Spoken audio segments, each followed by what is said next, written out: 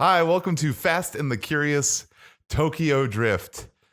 So, I've only seen the first two Fast and the Furious movies, and Chris loves all of them, every single one of them. Well, hold on. Let's maybe not say it like that. likes the series a lot. Yes, yeah. But so he's my travel guide through the world of street racing. I'm your Virgil through Vin Diesel's Inferno. Exactly. You like that one? Yeah. But yeah, so today we're watching Tokyo Drift, which, just to illustrate how little I know about this series, I really thought that Ludacris was in it. Turns out he's not. I hated to break that to you. Hurt. Sorry. So, well, at least The Rock shows up, right? No. Okay. Not yet. It's going to be a huge moment for me when The Rock finally shows up in these movies. Well, for now, you get Spike TV's favorite movie, Tokyo Drift. It's showing twice tomorrow as we're recording this. So this is, as we talked about like a little bit on the last episode, this is like, probably the movie that gets mocked the most in the series. Which doesn't even make sense because it's not the worst one. Yeah. There are at least a couple that are worse movies than this one, but this is the one that gets picked on. It's very strange. Yeah. Well, I'm going to just assume, since there's nobody from the other movies in this one, that it probably takes place in Tokyo. Yeah. And instead of being about straight up street racing, it's about like trying to do really long drifts, like those trials in Need for Speed. Sure. Is that what it is? Yeah, you're doing great. Okay. So it's going to start with a long shot. And you're going to think it's Paul Walker. No. Really, it's not. No. It's Bow Wow. How would you mistake those two? They wear similar shoes. Oh, okay. Yeah. But all right. So let's see what's up with Fast and the Furious Tokyo Drift. We'll be right back. The credits are currently rolling on Fast and Furious Tokyo Drift. And I would agree that it does not deserve the shitting on that it gets. Yeah. I think the name is really all that kind of brings it on itself. What's wrong with the name? It's exactly what it is. No, I know, but it's just, I don't know. It's just kind of like, it's silly. I don't know why. I feel like you're only saying that because it's been ingrained in your head. As maybe that's fun. There's nothing really inherently silly, but I don't know. I'm sorry I had to lie to you about the to preserve the that's twist okay. of the cameo at the end. No, it was a great cameo. Yeah. Like I was fine with you lying because I was happy when it was Vin Diesel that he rolled up on at the end. Yeah. It was a very very excellent ending cameo. Yeah, my brother and I were like marking out in the theater, like, holy shit, like this is great. But yeah, I mean, it's a solid movie. It feels kind of like a spinoff. Yeah. More than anything. Yeah. But it definitely like kind of it definitely feels more like the first one than Too Fast, Too Furious. It's a lot more grounded. Like, not that like the second one's like super like crazy big, but like, an FBI investigation into like the drug cartel, like crime lord kind of thing is like a little bit bigger than the first movie and this one. Yeah. Like there's something that I like. I was thinking about it during this one based on the fact that like, so Twinkie like positions DK in Sean's mind as like he's part of the Yakuza, and then you find out, well, actually, he just kind of like pretends to be like his uncle's the real one. Yeah, and it's like, oh, okay. And like similarly, like in the first movie, Johnny Tran is not some like bent on world domination criminal. Like he just likes to fucking race and make money, and like occasionally they shoot up cars. Like he's like a pretty low key criminal. And like, he's like, what the fuck? Like the cops came to my house and like in front of my family and shit. Like I don't know. Like I liked the more street level stuff. Yeah. For sure. What was I gonna say? I love the final location for like the really ending cool. like street race thing. That was really cool, especially just like all the like setting up for the race that they like this establishing stuff going on, just like going like this is where it's happening. Like I don't know, It was very cool. That Mustang at the end is awesome. And I like to think that he took it back to his dad, and his dad's like, "What the fuck did you do to my car?" What was the point of the movie where his dad came around and was like, "All right, you can race"? It was so when he's like, all right, you're fucking like, you're outside my house with a guy pointing a gun at you, you're fucking out of here. And then like Sean's like no, like I fucked up and I have to fix this. Like I can't leave. Like I think to a guy like his dad, like being willing to take responsibility for your actions and be like, I fucked this up, so I need to fix it, like impressed him. Okay. Like as like a military dad. And they talked earlier, they planted the seeds. They don't ever really get into like what was like specifically happening with his dad, but like he says something about like you can't run every time you get into trouble, and Sean's like, well, that's what worked for you. Yeah. And then like later his dad's like, at least you're not repeating my mistakes. So like I feel like that also plays a part. That like at some point his dad like made some mistake and ran away to Japan, whereas Sean's like, I'm not leaving, I'm fixing this. All right. And so he's like, all right, fuck it. Okay. Yeah. I get that. I get that now. Yeah. Cause yeah, I don't know, as like me viewing it just kind of seemed like he's like he like really hated his son racing for a lot of the movie, and then just like he's like, you know what? Here's my car. Take this car I've been working on. Go fuck it up. Yeah, exactly. Yeah, and then everybody cheers because DK's dead. He lived. They showed him crawling out. But yeah, that one guy especially was like, yo, like hyped as fuck when he crashed. Like, holy shit, dude. Like, it's great. So what was the deal with oh god, what was her name? The main The girl? main like Neela? female Neela? Neela, yeah. Yeah. So she was like adopted by DK's family. Is that what's going on? Yeah. So her mom, they moved from Australia to Japan. Her mom was a prostitute and then like died, I think, if I have that right. And then DK's grandmother took Neela in, and that's how she became connected to that family. Okay. Yeah. And then so he started like fucking around within the family. Which seems a little weird. I was thinking about that during too. But yeah. I mean, I know they're not like exactly related. I guess they didn't really have a phrase as an adoption. It was like they took me in. Yeah. So like they gave me a place to stay, and like they were like my like makeshift family. They never actually like, I don't think there was like an official like custody arrangement or anything. Yeah. Like, so I don't know. There's definitely a lot of like, I mean, like I think she even says that she like would not be with him if his uncle wasn't like the leader of the Yakuza or whatever. Oh, yeah, she said like no one would look twice at you. I don't know if that implies that she is with him for that reason. Oh, I thought she said I wouldn't have looked twice at you. No, she said, no one would look okay. twice at you. Yeah. So okay. Yeah, that would make her very weird. That's what I was like. This is like, so I don't know. This whole like relationship is very strange. Which it's not like a healthy relationship either way. Yeah. But it's just like even more like weird based off that. Yeah. I mean, I feel like for a movie like that gets like ragged on a lot, I feel like the only things that are really like wrong with it are like you could argue that the acting isn't great, and also like the romance is lame, but like that's every movie that's of this style. The romance is always kind of fucking lame, you know? Like, well, yeah. And like the lamest thing in this movie to me is their I'm an American musical theme they gave Sean. It's like like that's the fucking standout lame thing for me. Like the rest of it I can deal with. Like the whole like intro where he's driving around to Kid Rock. Well, I actually like that scene, but I mean I didn't say like the song. Yeah, you said you liked the song. Everybody heard what? it. Okay. No. Fucking get new ears. Is Lucas Black, who played Sean Boswell, is he actually? Let's see. Okay, he's actually from Alabama. His screen name was Bama Boy. No, I know, but that's what like I don't know. I got the obviously he's from Alabama, so he's like he really has that accent. Oh, you felt like the accent was I fake? felt the accent really sounded fake. No, like I thought it really like it sounded like someone doing a southern accent. He's bona fide.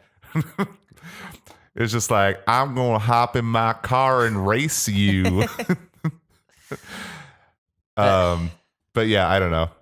It was like, yeah, it was fine. It was definitely, I definitely had like a lot of like, preconceived negative ideas about this movie without even like ever really knowing. I knew very little about it. I don't think anyone knows anything about it. Yeah. But it was always kind of like the, I mean, it's always the punchline or whatever, but, I mean, it was solid. Yeah. Really, I think that's ultimately, it had some good stuff going on for sure. Just before I forget, like something that I really paid attention this time is like they set up a really interesting like moral situation with the main character during the opening credits, and they never go back to it. And I kind of wanted more of that. Like, okay, so what? Like, I'll stop bearing the lead. The scene when like he's at school and he's in an auto shop class or whatever, Yeah. and he sees the kid get dragged off like to like a room, Yeah. and he grabs a wrench to go like defend him, and then he sees that he's getting like spray painted or whatever, and then he like leaves. And my interpretation of that is like he was gonna save him if he was being like beaten up, but because he's just being like humiliated instead, he's like, all right, like I don't need to intervene. And that's a really interesting like position to put your character in. Like that tells you a lot about him, but we don't really like that doesn't really come back into play. You know, like that scene has always stood out to me, and I always wanted like I don't know, like Yeah. No, I actually I didn't even really think about that but really yeah. paints him as like this is not your typical hero. Like he's not like completely amoral, but he's not like I'm gonna stand up do-gooder either. Like Well, maybe that's all that's supposed to do. Is it's just supposed to go? He's like yeah, but like he's not like necessarily a heroic figure. yeah, which like works, but I guess like if that was what they're setting up, it would have been cool to see that go on even more through the movie. Yeah. You know, like I mean, the other thing that's introduced at the beginning where he races for girls, that's the big theme throughout the entire movie. oh, you know, he didn't want to. He wanted to race for the pink slip. Like, oh, fuck it, I need to do the prom too. But then he like just decides to start drifting so that he can date this girl. Yeah, pretty much. Let's start turning, guys. So I wasn't that off when I said it was like the drift challenges and Need for Speed. Just Did you say that? Yeah. I don't remember You saying said, that. "Oh God," that's it. Yeah, but No, I was saying, oh god, about because how like obvious it was, because like all the previous like episodes that we've done, you're actually trying to predict elements of the plot, but this is like, okay, they're gonna be in Tokyo and they're gonna be drifting. That's what I was saying, oh god, about, not like that you were wrong. I honestly thought that they were maybe gonna go this kind of route when I was watching the first one, not necessarily like a drift thing, but it seemed like watching the first one. So like Brian like loses the straight up drag race, but then he like picks up Vin Diesel and he's like saving him from the cops, and he's like weaving in and out of traffic and doing all this stuff and like hitting all these like quick turns or something. And I was kind of thinking they were going to go the route where maybe you shouldn't be drag racing, you should be doing like a different style of racing or something, like go for your strength. And obviously it wasn't that at all, but that's like, I don't know. I was kind of like seeing that kind of thing happening in the first one, and then I was off, but yeah. So And I like this. Is like this is a different take on it. This is like the reverse on that, where like he's fucking great at the straightaway, the race, and then like he gets in that fucking like parking garage and he's utterly fucked. Like, I love. He's like just dragging on the wall. Yeah. It's like a video game when you're driving, you just like slam into the wall and just keep driving. It's such a simple thing, and I know a lot of movies do it. I'm not being like they're geniuses, but like I really do love that. Like in the first one and this one, like our main characters start off being not that fucking great at what they're doing. Like. Yeah. It just like some movies like somehow manage to get that wrong, even though it's like the simplest way to like fucking do a story. Like some characters just start off badass and end badass, you know? Like it kind of like I really like when they establish that there's a fucking learning curve to whatever's going on in the movie. And like, I mean, it makes for a more interesting story. Like you said, it's like Rocky. Like this movie like does the montage it. Well, they even like I mean, it's also like kind of like Karate Kid-esque. They make like the whole Karate Kid line in there too, where they're like, this isn't wax on, wax off or whatever. Yeah. Like so. But yeah, it's definitely. I mean, it has that whole training montage in it too. That's kind of it. It's definitely going for that whole like get good storyline. The locations in this fucking movie, the visuals are so fucking great. Yeah. In this, like I love the fucking rooftop soccer field bit. Like, oh yeah, it's fucking so cool looking. I liked when there was the big crowd of people and then they like perfectly moved it into like a curve for him to go through. Speaking of that scene though, that Han death. Oh yeah, yeah. I don't know about you, but like, but like a lot of like fans of the series like are really attached to Han, and said that death is like a fucking like big moment. Like, yeah, no, he was a cool character. It's too bad. Like I don't know what else to say, but it is definitely like it's an earned death. Yeah, because like. They took the really good character, like this probably the strongest character I would say, honestly. In this movie, absolutely. In this movie, yeah. That's what I'm. Yeah, in I was this thinking movie. about it during too because of the fact that you brought up that the first one teased you into almost thinking Yeah. that like Brian and Dom are gonna die. That they pay it off on this one where like one of the main characters actually does die. Yeah. Like unless like, Jesse like is not a main character, but like they're not afraid to kill characters. Like Jesse gets shot in the first one, but like Yeah. the second one, no one dies. Not even like the one like goon that's like in the race challenge gets fucking destroyed by like the truck. Oh, In the yeah. second one, I forgot about that. Like the whole movie's like no death, and that guy just gets fucking obliterated. But no, yeah. So it kind of like takes you by surprise a little bit in this one, where like when that happens. Yeah. No, totally. I don't know. I guess I didn't really put that together because in my mind, like as I was watching this, I was just thinking how it kind of felt like a spin-off movie. So I was feeling like the rules didn't necessarily apply. Yeah. Not that like his death was like meaningless. I'm just saying like I wasn't necessarily like super surprised just because kind of like following that whole arc of like the training and getting good and taking on the bad guy. Yeah. In those kind of stories, something tragic like that happens. Yeah. So it felt like that was the moment. That was like the like put him over the edge. Like, all right, let's take on and beat the villain kind of thing.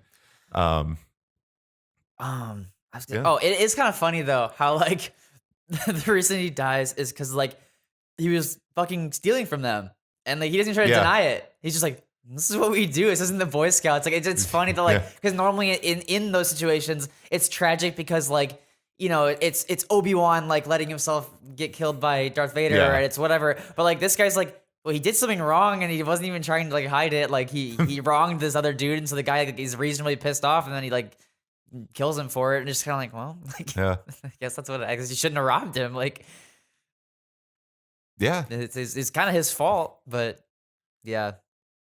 And Vin Diesel robs trucks. So, they're all bad people in these movies. Absolutely. Just the worst. Dreadful.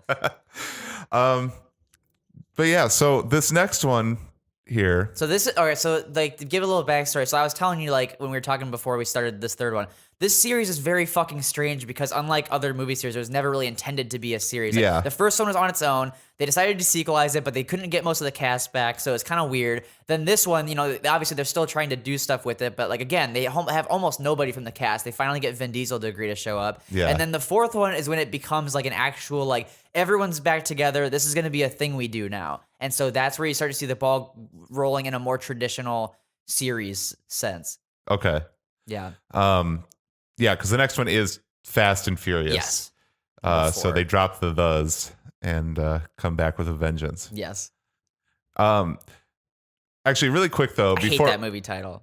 I hate that they. Fast and Furious. It's so confusing. Yeah, like it's it not is. for me because I'm a big dork for this shit, but like for like the average person. Yeah, for the average person, that's like, very wait, confusing. like yeah. So there's the Fast and the Furious, and there's And then Fast there's and Furious, and they're separate movies. and there's Yeah. Too Fast, Too Furious. Oh, that's easy. And there's numbers in there. Furious, and there's the Fate of the Furious. No, okay. I was going to actually ask you here though, before we got off Tokyo Drift. Yeah. Where would you put this movie in your mind, not in like the general public's mind, but in your mind? Where does this rank? I figure we could both rank them all once we've seen them. all. Oh, okay, at the end. But I will say this is this is the top half for me, honestly. Really? Okay. Yeah. Unless rewatching some of the middle ones like reminds me how like I've forgotten how good they were or something.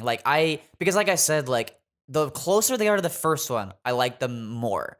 And so this one is probably actually the closest. I don't think this is the one I like the next best, but that helps it a lot. It helps this case for me.